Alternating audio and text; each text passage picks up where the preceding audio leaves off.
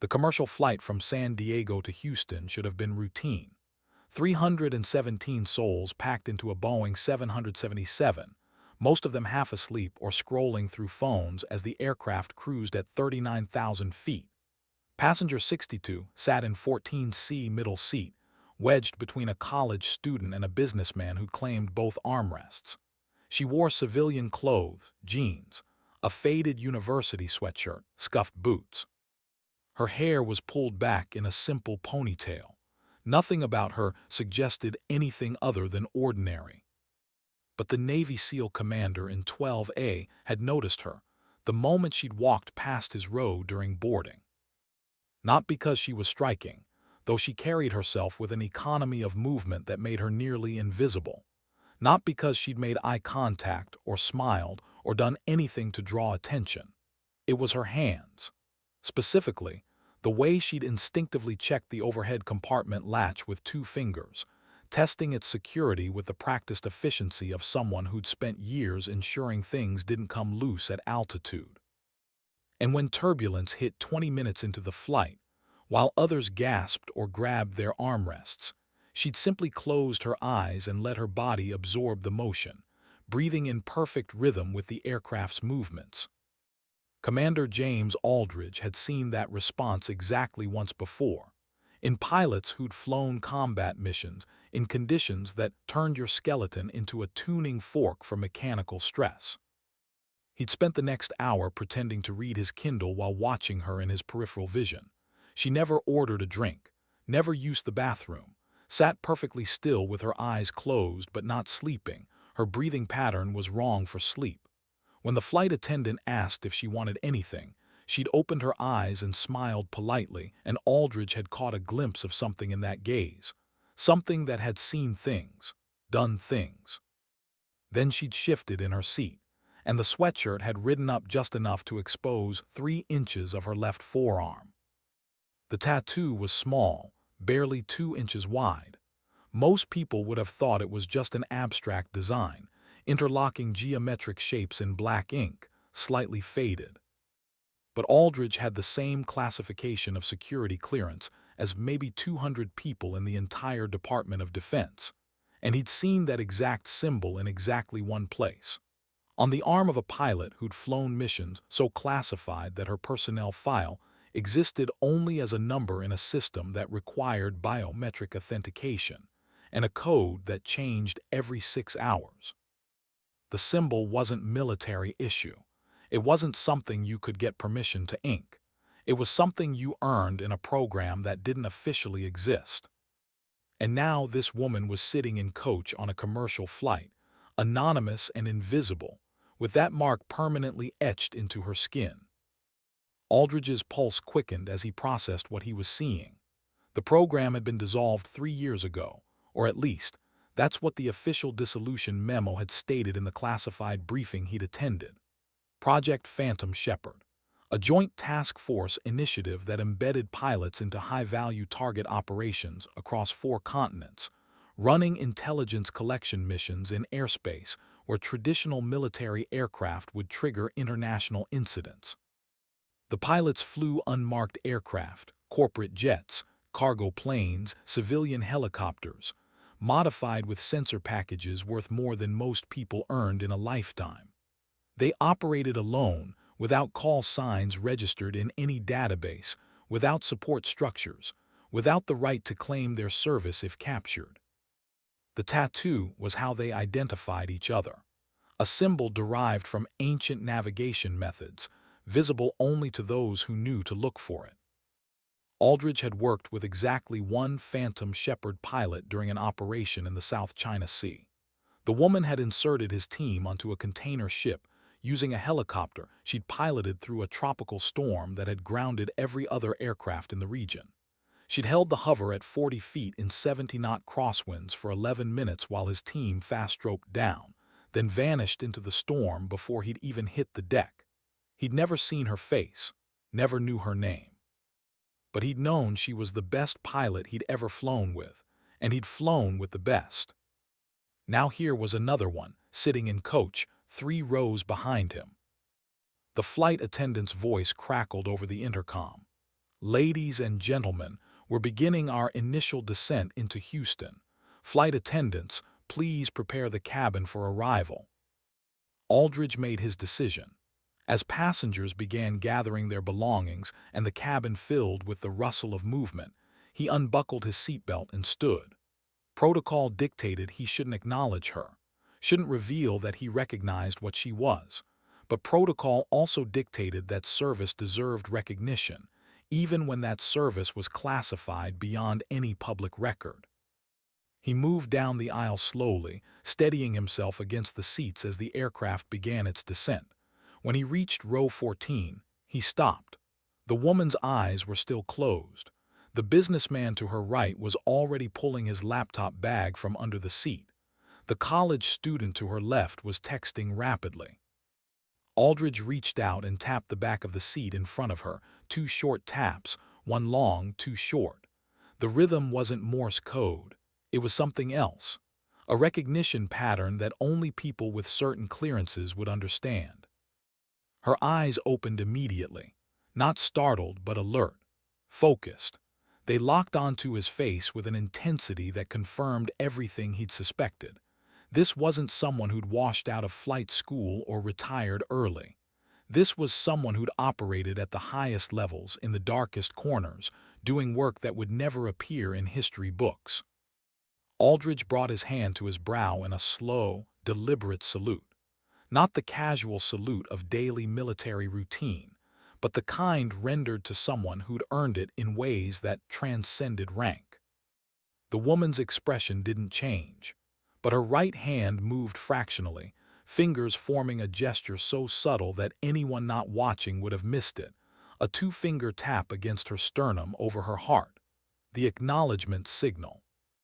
Then her eyes closed again, and she became just another passenger, unremarkable and anonymous. But Aldridge remained standing for a moment longer, his salute held, because some things mattered more than protocol. Some people had flown missions so dangerous, so critical, that they deserved recognition even when that recognition had to remain silent. The businessman finally noticed him standing there. "Excuse me, you're blocking the aisle." Aldridge lowered his hand and moved back to his seat, his mind already racing. Who was she? What missions had she flown? And why was someone with that classification of experience traveling commercial, sitting in a middle seat, looking like she'd been forgotten by the very system she'd served? The aircraft touched down smoothly. The cabin erupted in the usual chaos of deplaning, overhead compartments banging open, passengers crowding into the aisle, everyone in a rush to get nowhere faster. Aldridge gathered his carry-on slowly, watching row 14. The woman waited until the aisle cleared completely before standing.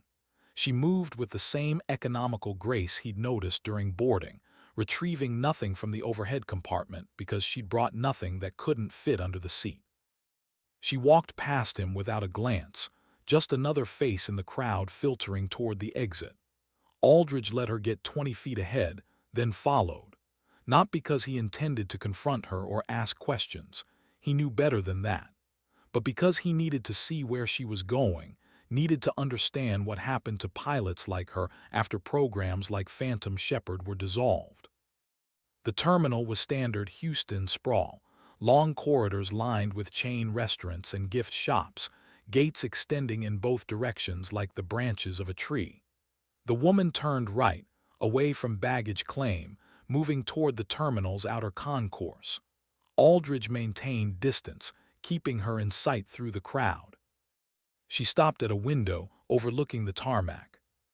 Aircraft were taxiing in orderly lines toward their gates, 737 A320s, the occasional widebody. Standard commercial traffic under a late afternoon sky streaked with orange and purple. The woman stood perfectly still, hands in her pockets, watching the planes with an expression that Aldridge couldn't quite read from his position 40 feet away. Then she did something that made his breath catch. She raised her right hand and traced something on the window glass, a flight pattern, he realized. Her finger moved in precise geometric shapes, banking turns and approach vectors, mapping an invisible course across the reflective surface. It was the unconscious gesture of someone whose brain still thought in 3 dimensions, who still calculated wind correction angles and rate of descent profiles even when standing on solid ground. A pilot who wasn't flying anymore. Aldridge approached slowly, stopping a respectful distance to her left. Up close, he could see details he'd missed on the aircraft.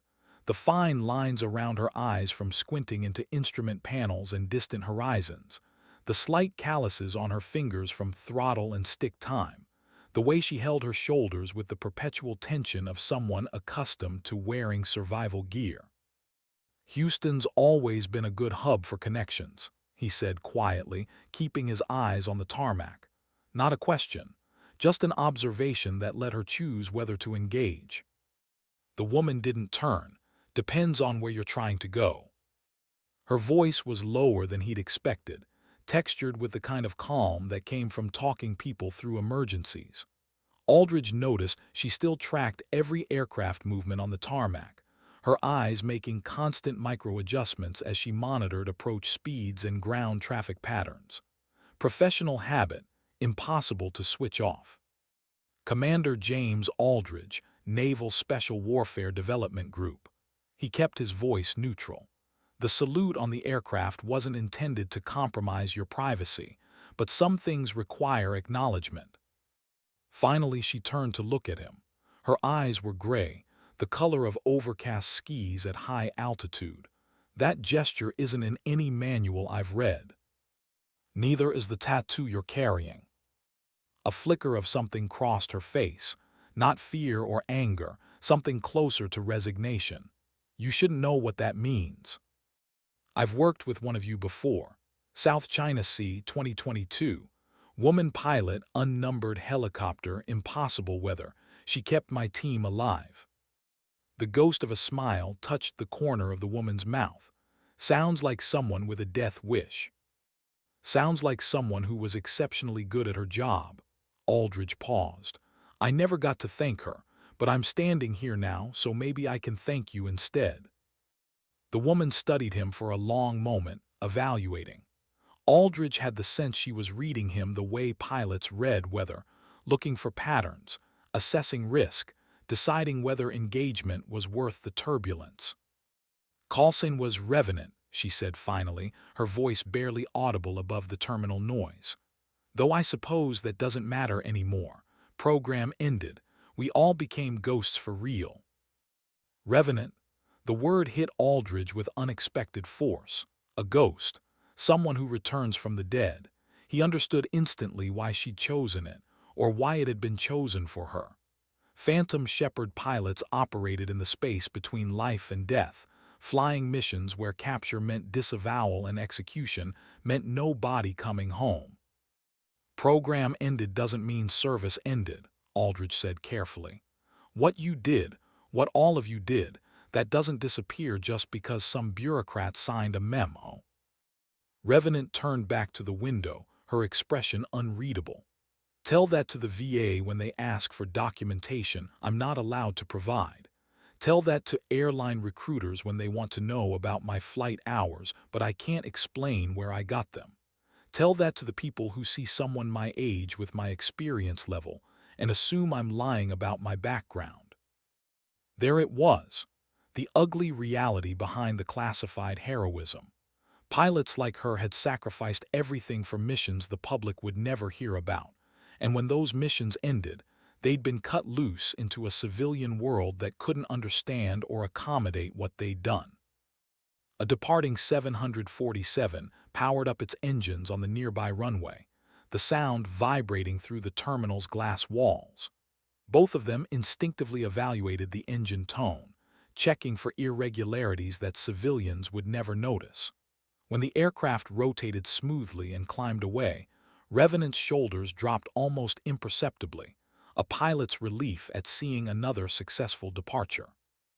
Aldridge made a decision. He pulled out his phone and opened his contacts.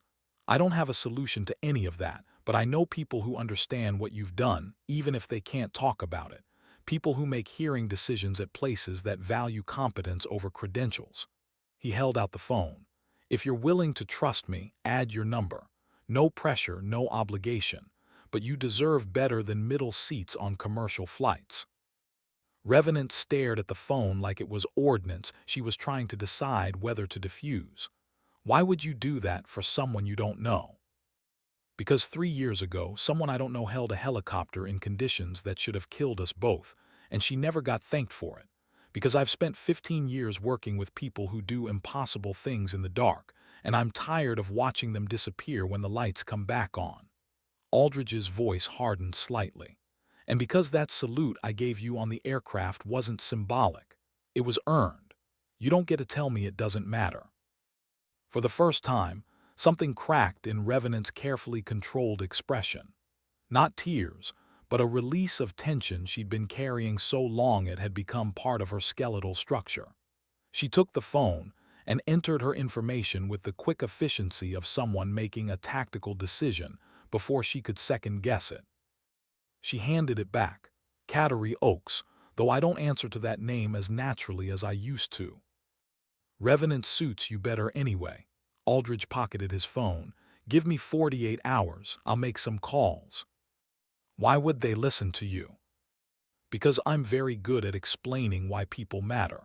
He met her eyes directly. And because anyone who flew for Phantom Shepherd matters a lot. An announcement echoed through the terminal. Another boarding call, another destination, the perpetual motion of a hub that never stopped moving. Cattery watched a ground crew marshalling an A320 into its gate, her fingers unconsciously making small adjustments in the air phantom control inputs for an aircraft only she could see. I should let you go, Aldridge said, sensing she needed space. But Cattery, Revenant, whatever name you answer to, you didn't disappear, you're just between missions. She didn't respond, but as Aldridge walked away, he caught her reflection in the terminal glass. She was standing straighter, her hands still resting against the window, fingers tracing invisible flight paths toward a horizon only she could navigate. And for the first time since the aircraft had landed, she looked like a pilot again. Aldridge made his way through the terminal toward ground transportation, his mind already cataloging contacts and possibilities. He had friends in private aviation firms, in corporate security operations, in government contract work that required people with unique skill sets and the ability to operate in gray areas. Getting Cattery a job wasn't the problem. Getting her a job that wouldn't waste her abilities, that was the challenge. His phone buzzed before he reached the exit. Text message from an unknown number.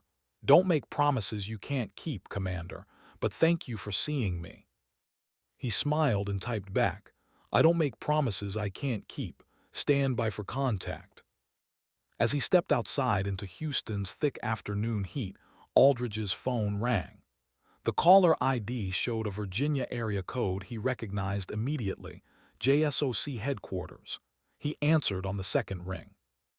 Aldridge. Commander, this is Colonel Patricia Vance, Special Activities Division. The voice was crisp, professional, with a particular edge that came from managing operations that existed in bureaucratic blind spots. We need to talk about your flight today. Aldridge stopped walking. SAC rarely called unless something had triggered their interest at levels where interest meant scrutiny. Ma'am, I'm not sure what you're referring to. Delta 1847, San Diego to Houston. You had an interaction with a passenger that registered on our monitoring systems. A pause. The passenger in question has a flag in systems I'm not going to name over an open line.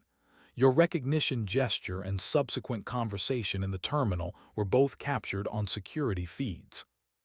Christ.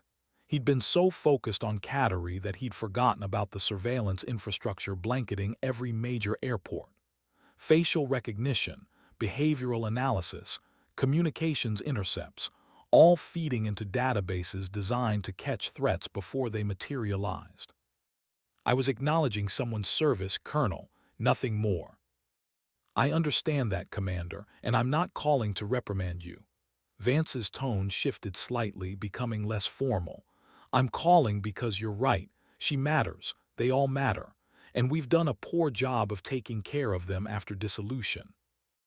Aldridge started walking again, moving away from the terminal entrance toward a less crowded area of the pickup zone. Then help me help her. She deserves better than being passenger 62 on a commercial flight. What exactly did you promise her? Connections, opportunities, a chance to fly again. Static crackled on the line, then Vance's voice came back clearer. The woman you spoke with, Cattery Oaks, call sign Revenant, flew 47 missions for Phantom Shepherd over 31 months. She logged more high-risk flight hours than any other pilot in the program and completed objectives that altered the strategic landscape in 3 theaters. She's also carrying psychological markers consistent with combat stress that hasn't been properly addressed because she couldn't access standard support channels. Aldridge felt something cold settle in his chest. You're telling me she's been dealing with all that alone? I'm telling you that when we dissolved Phantom Shepherd, we didn't have decompression protocols in place for pilots operating at that classification level. We gave them severance packages and non-disclosure agreements and thanked them for their service. Then we cut them loose. Vance's voice carried genuine regret. It was institutional negligence disguised as bureaucratic necessity. So what happens now? Now, you've opened a door that some people at very high levels have been wanting to open for a while. There's been discussion about creating a transition program for former Shepherd pilots, getting them into positions where their skills stay sharp and their service stays valued. But it's been stuck in committee hell for 18 months. Keys clicked on Vance's end. Your gesture on that aircraft just became the catalyst we needed. By tomorrow morning, I'll have authorization to contact Ms. Oaks directly. By the end of the week, she'll have 3 job offers from organizations that understand exactly what she's capable of. Aldridge closed his eyes, relief washing through him. Thank you, Colonel. Don't thank me yet. This is going to get complicated. There are 16 other former Shepherd pilots scattered across the country, all in similar situations. If we do this for Oaks, we have to do it for all of them. That means resources, oversight, and political capital we're not sure we have. Then find it, because if we can't take care of people who flew missions like hers, we don't deserve to ask anyone to fly those missions again. Silence, then, spoken like someone who's had their life saved by exceptional pilots. More times than I can count, ma'am. Understood. Keep your phone closed, Commander, and tell Ms. Oaks that a Colonel Vance will be reaching out within 24 hours. She'll need to make herself available for a classified conversation. The line went dead. Aldridge stood in the Houston heat, watching aircraft climb away from the airport into a sky turning the color of old bruises. Somewhere in this city, Cattery Oaks was probably still standing at that terminal window, tracing flight paths on glass, trying to remember what it felt like to be more than passenger 62. But she wasn't just a passenger, she never had been. And now, maybe, she'd get the chance to prove it again. He sent her a text. Expect a call from Colonel Vance, SAC Division, within 24 hours. It's legitimate. Answer it. The response came 30 seconds later. What did you do? Kept a promise. The rest is up to you. 3 dots appeared, indicating she was typing. They disappeared, appeared again. Finally, if this is real, I owe you more than a middle-seat conversation. If this is real, Aldridge typed back, you owe me a flight. Someday, somewhere, when you're back in the cockpit where you belong. That's the only payment I want. Deal. Aldridge pocketed his phone and headed toward the rideshare pickup area, feeling something he hadn't felt in months, the satisfaction of knowing he'd made a difference that mattered. Not in a tactical sense, not in terms of mission success or enemy casualties, but in the simple human sense of seeing someone and refusing to let them stay invisible. The aircraft above continued their eternal ballet, arrivals and departures, the rhythm of movement that connected continents and cultures and countless individual stories. Each plane carried hundreds of passengers, and each passenger carried their own invisible history. But now, at least, one of those histories had been acknowledged. One ghost had been recognized. And maybe, just maybe, one pilot would get to fly again. 23 hours later, Kateri Oaks sat in a hotel room in downtown Houston, her phone resting on the desk in front of her like an unexploded device. The number had appeared exactly when Commander Aldridge said it would, a Virginia area code followed by an extension code that identified it as originating from a secure government facility. She'd let it ring 4 times before answering, giving herself time to breathe, to center, to prepare for whatever conversation was about to happen. "This is Oaks." "Ms. Oaks, Colonel Patricia Vance, Special Activities Division. I understand you spoke with Commander Aldridge yesterday." The voice was female, late 40s, with the particular cadence of someone who'd spent years delivering briefings to people who could authorize military action. "Do you have access to a secure location for this conversation?" Kateri glanced around the hotel room. Generic corporate decor, walls that probably had the acoustic properties of cardboard, a window overlooking downtown traffic. Define secure. Somewhere you can speak freely without being overheard by anyone lacking appropriate clearance. "Then no, Colonel. I have access to a Holiday Inn Express with walls like paper and a minibar that charges $8 for peanuts." A surprised laugh came through the phone. "Fair enough. Then I'll keep this initial conversation general. Are you familiar with an organization called Meridian Solutions Group?" Kateri's breath caught. Meridian was a private military contractor, but not the kind that made headlines. They operated in the same shadows where Phantom Shepherd had lived, conducting operations that governments needed done but couldn't officially authorize. If Meridian was reaching out, it meant someone had connected dots that shouldn't have been connectable. "I know the name," she said carefully. "They're looking for experienced pilots with specialized backgrounds, the kind of backgrounds that don't appear in standard personnel files." Vance paused. "I'm authorized to tell you that your name has been submitted for consideration, along with a recommendation from this office that carries significant weight. If you're interested, they'd like to conduct an interview within the next 72 hours. And if I'm not interested, then you continue being passenger 62 on commercial flights, and this conversation never happened." Vance's tone softened slightly. "But Kateri, may I call you Kateri?" "Everyone calls me Revenant, but sure." "Kateri, I've read your file. All 47 missions, every after-action report that exists in the system. What you did for this country goes beyond exceptional. It approaches miraculous. And the way we thanked you was with a severance check and a non-disclosure agreement." Paper rustled on Vance's end. "I can't fix that. I can't give you back the years you spent operating alone in hostile territory. But I can give you an opportunity to fly again, for an organization that understands what you're capable of and won't waste those capabilities on routine transport runs." Kateri stood and walked to the window, looking out at Houston's skyline. Somewhere beyond those buildings was an airport, and beyond that airport was an entire world of airspace she used to own. Airspace she used to command with precision that bordered on prescience, reading weather and threat indicators and aircraft performance parameters with a fluency that only came from thousands of hours doing work that could kill you if you made a single miscalculation. "What kind of flying are we talking about?" she asked. "The interview would cover specifics, but I can tell you generally. High-value asset transport, intelligence collection runs in denied airspace, occasional support for ground operations that require precision insertion and extraction. Nothing you haven't done before, but with better support infrastructure and actual acknowledgement of your service." "And the legal status of these operations?" "Complicated, but Meridian operates within frameworks established by government contracts and international agreements.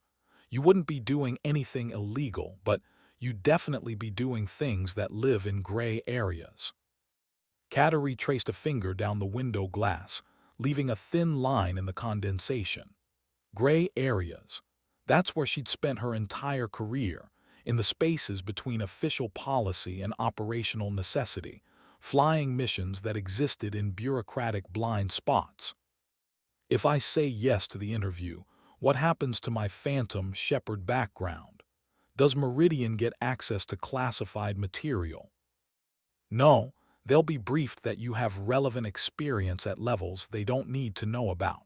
Your specific mission history remains sealed, but your capabilities will be demonstrated during the interview process, which includes a practical flight evaluation. A flight evaluation. Kateri's pulse quickened despite herself. She hadn't been in a cockpit as pilot in command for 3 years, not since her final Shepard mission, an extraction run in the Horn of Africa that had pushed her aircraft and her abilities to their absolute limits. The thought of flying again, of feeling throttle response and rudder authority, and the particular satisfaction of nailing an approach in difficult conditions, sent something close to hunger through her chest. But hunger made you sloppy, made you accept terms you shouldn't accept. I need time to think about this, Kateri said. Understood, but Kateri, I need you to understand something. Vance's voice took on an edge that hadn't been there before. You're not the only former Shepard pilot we're reaching out to. There are 15 others in similar situations, exceptional people who have been forgotten by the system they served. What happens with you sets a precedent. If you take this interview and it goes well, it opens doors for them too. If you decline, it sends a message that maybe we were wrong to try. The weight of that settled onto Kateri's shoulders like a loaded ruck. She'd spent 3 years being invisible, being passenger 62, accepting that her service belonged to a classified past that couldn't inform her present. And now someone was saying that her choice mattered not just for her, but for 15 other pilots who'd flown the same missions, made the same sacrifices, and received the same insufficient gratitude. That's not fair, Kateri said quietly. No, it's not. But fairness isn't something we get to demand in this line of work. We get to choose whether we keep flying or we don't. Everything else is just weather. Outside the window, a corporate helicopter flew past at low altitude, probably shuttling executives between downtown buildings. Kateri watched it bank smoothly around a skyscraper, the pilot executing the maneuver with practiced ease. She could read everything about that pilot from watching 30 seconds of flight, confident but not cocky, current on their ratings, flying an aircraft they respected but didn't fear. She used to fly like that. Before the missions got dark enough that respect turned to hypervigilance and confidence, got buried under layers of contingency, planning for scenarios that would give civilian pilots nightmares. When's the interview? Kateri asked. 48 hours from now. Location will be provided once you confirm. I'll need information about Meridian's safety record, their operational tempo, and whether they have protocols for pilots dealing with combat stress. All of that will be covered in the interview. But Kateri, you should know, Meridian specifically requested pilots with your background because they have support systems in place for people carrying the kind of operational weight you're carrying. They've learned from past mistakes. That was almost enough to tip the balance. Almost. But Kateri had spent too many years evaluating risk to make decisions based on assurances. I need 12 hours to think about it. I'll give you an answer by this time tomorrow. Fair enough. But one more thing before I let you go. Commander Aldridge passed along a message. He said to tell you that sometimes the hardest part of flying is trusting that the aircraft is actually ready for you to take the controls again. He said you'd understand what that meant. Kateri closed her eyes. She understood perfectly. For 3 years, she'd been trying to convince herself that she wasn't ready to fly again, that her skills had atrophied, that the civilian world didn't have space for someone with her background. But the truth was simpler and harder. She'd been afraid that if she got back in a cockpit, she'd remember exactly how good she was, and the absence of that capability would hurt more than never flying at all. Aldridge was telling her to trust that the aircraft, metaphorical or literal, was ready. That she was ready. "Tell the commander I received his message," Kateri said, "and tell him I'll make sure it doesn't go to waste. I'll pass that along. Expect contact from me tomorrow at this time. And Kateri, for what it's worth, I hope you say yes. The sky's been missing you." The line went dead. Kateri set her phone down and stared at it for a long moment, processing everything that had just happened. 24 hours ago, she'd been invisible, just another passenger on a commercial flight. Now she was being recruited for contract work that would put her back in the operational environment she'd thought she'd lost forever. The question wasn't whether she wanted it. The question was whether she could handle it. She opened her laptop and pulled up a file she hadn't looked at in months, her personal mission log from Phantom Shepherd. 47 entries, each one documenting a flight that had required skills most pilots would never develop in entire careers. She read through them methodically, not dwelling on the difficult parts but simply reminding herself of what she'd done, what she'd been capable of when her country needed it. The missions blurred together after a while, different locations, different objectives, but the same core truth running through all of them. She'd been exceptional. Not perfect, but exceptional in ways that mattered when everything was on the line. That pilot hadn't disappeared. She'd just been waiting for permission to exist again. Kateri closed the laptop and walked to the hotel room closet. In the bottom of her carry-on bag, wrapped in a shirt to prevent damage, was a set of pilot's wings, not the standard military issue, but a custom set she'd had made after her final Shepherd mission. The wings were simple, brushed steel, with the number 47 etched into the back. She pinned them to her shirt and looked at herself in the mirror. For the first time in 3 years, she saw Revenant looking back. 12 hours later, Kateri called Colonel Vance back. "I'm in," she said when Vance answered. "Tell Meridian I'll be at whatever location they specify for the interview. And tell them I'm not interested in easy missions or courtesy evaluations. If they want to know what I can do, they better bring weather conditions and scenarios that matter." Vance's satisfaction was audible through the phone. "I'll pass that along, and Kateri, welcome back." "I never left, Colonel. I was just flying in airspace nobody else could see." The interview location turned out to be a private airfield 90 minutes outside Houston, the kind of facility that existed in the gray space between civilian and military operations. No commercial traffic, no control tower broadcasting on standard frequencies, just a single runway surrounded by hangars that probably contained aircraft with registration numbers that didn't match any public database. Kateri arrived at dawn, driving a rental car past security checkpoints staffed by people who evaluated her credentials with the practiced efficiency of professionals who knew exactly what they were looking for. The airfield itself was immaculate, fresh pavement, clear markings, no clutter or debris that could damage aircraft or cause foreign object debris incidents. Someone here cared about operational safety. That was a good sign. She parked where directed and was met by a woman in her mid-50s, dressed in practical flight gear, carrying herself with the particular confidence that came from thousands of hours commanding aircraft in challenging conditions. "Kateri Oaks, I'm Sarah Mendez, Meridian's chief pilot for the Southwest region." She extended a hand. "Welcome to the evaluation." They shook. Mendez's grip was firm without being aggressive, the handshake of someone establishing professional respect rather than dominance. "Thank you for the opportunity," Kateri said. "I wasn't sure this kind of work still existed." "It exists because the work still needs doing, and the people capable of doing it are rare." Mendez gestured toward the nearest hangar. "We've got a scenario prepared based on your background. Not going to insult you with basic proficiency checks. If you made it this far, we already know you can fly. This is about whether you can still perform at the level your file suggests." They walked into the hangar, and Kateri stopped. Sitting on the concrete was a modified Cessna Caravan, single turboprop, high-wing configuration, but with sensor packages and communications equipment that marked it as something far more capable than standard commercial variants.